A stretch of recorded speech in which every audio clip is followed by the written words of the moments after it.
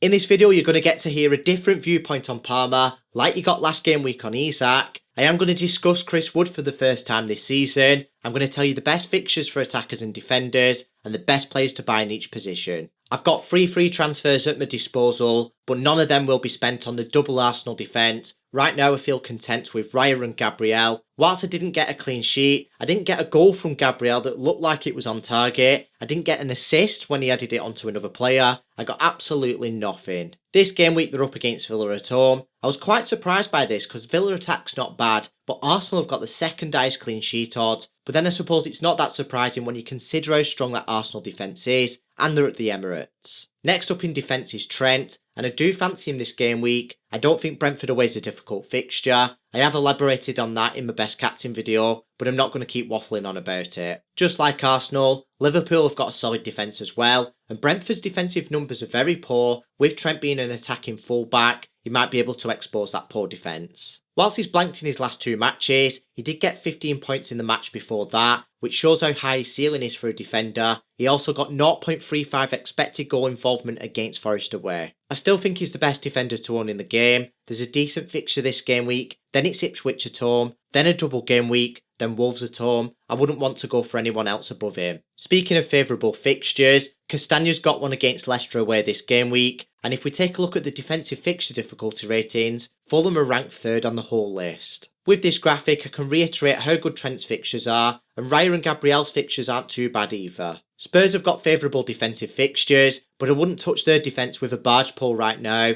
They've got so many defensive injuries, they're really weak. As for Everton, I know Dyche's left and Moyes has come in, but I still think Everton's still got quite a strong defence, and I would target Mykolenko for that double, like I say every single game week. The problem is it's Spurs at home this game week, so I would hold off on that one if you can. Another defensive target from Everton for the double would be Pickford. It is the same again. Spurs at home this game week probably won't end up being a clean sheet. I know Alisson costs more, and a lot of people don't like to put money in the goalkeeper position, but I do think he's worth it if you can stretch up to him. If you can't afford Pickford, I'd say Verbruggen's probably your best budget option from Brighton. As for the defenders, I've already discussed Trent and Mykolenko. If you can't get to Trent, Konate is actually a decent option. He's only 5.1 mil, and you will still get the most out of that double. Before we move on to the attackers, I'm going to quickly cover the bench. Fabianski's playing against Palace at home, which isn't too bad, but he's not getting anywhere near Raya in the first team. João Pedro's first on the bench again this game week. He was against Ipswich away last game week because they had 7 solid attackers. It is the same this game week, especially with him having a slightly harder fixture than what he had last game week. I started Martinez last game week against Southampton at Old Trafford, and I don't know why, but I expected a clean sheet. That didn't happen, and he is on the bench this game week against Brighton at home. He's getting nowhere near my first 3 defenders. Vandenberg is buried deep on the bench as usual. He's even less optimal this game week against Liverpool at home. It came out in Chelsea's press conference that Palmer's a doubt this game week. Now don't let it put you off captaincy if you're going to captain him. I'm not going to spoil my best captain video, but last game week I said with Isak, he'll either be injured, he won't play at all and you'll get your vice captain, or he'll be fit to play and he'll play nearly the full match, which is what happened, and that's the same again this game week for Palmer.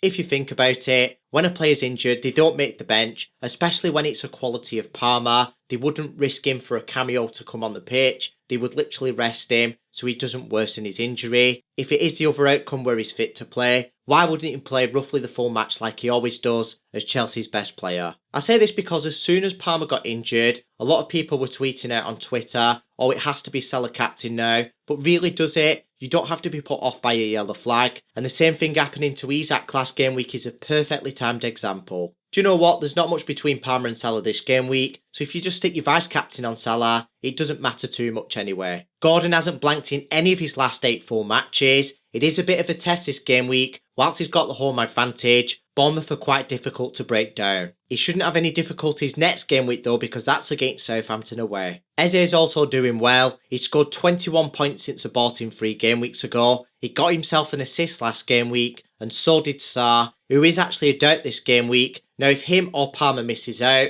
I don't mind João Pedro coming in, but if both of them miss out, and I can get a confirmation on that, I'd be in a difficult situation because there's not really any good replacements for SARR. We need to speak about good old Chris Wood. He scored 13 goals, he's on penalty duties, he's not the most expensive of forwards, and he faces Southampton at home this game week. We need to discuss the downsides though. He's almost doubled his XG. That overperformance is not sustainable. There's bound to be some regression there by chance, and that happens to practically every single player. Now, people might have already said a few game weeks ago it's bound to regress, and it's not done since then, but give it enough time, it is bound to. Another thing to consider is whilst he gets to face Southampton this game week, it does get difficult from an attacking perspective after that. In summary, I wouldn't say that there's a better forward at his price tag or lower. I would spend an extra 0.6 mil on Solanke if you can, and I definitely wouldn't be taking slots off Isak and Jackson in those forward positions. So they're the forwards that I suggest to buy, and apart from the obvious midfielders to buy, I would actually still go for Eze. Those next two fixtures are still favourable, and United away is not too bad in a few game weeks time either. If you've got money to splash on your team, and you can get a midfielder, I'd go for Son for 9.8 mil. I think he's a decent option right now.